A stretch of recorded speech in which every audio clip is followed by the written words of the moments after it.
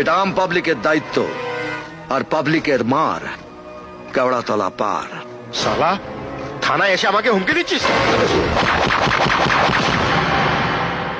তুফান বছরে এক আধবার আসে, আর যখন আসে তখন সবাই ফাঁসে।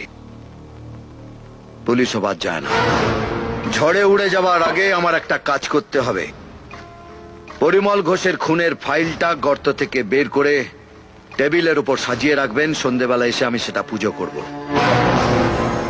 ওরকম কোনো ফাইলের কথা আমার জানা নেই। কেন বাচ্চা ছেলের মতো কথা বলছেন? সবার সামনে বাপের হাতে মার খেতে চান? আমার বায়োডাটাটা আপনি তো খুব ভালো করে জানেন।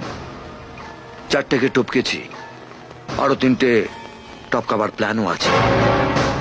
5 নম্বরে যদি আপনার নামটা না লেখাতে চান, তাহলে সন্ধ্যায় যেন ফাইলটা টেবিলের উপর তৈরি থাকে।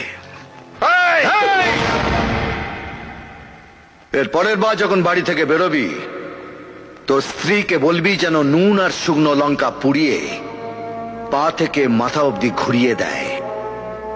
কারণ প্রোটেকশন না নিয়ে তুফানের সামনে পড়লে উড়ে গিয়ে কোন ভাগাড়ে পড়বি শকুনেও খুঁজে পাবে না।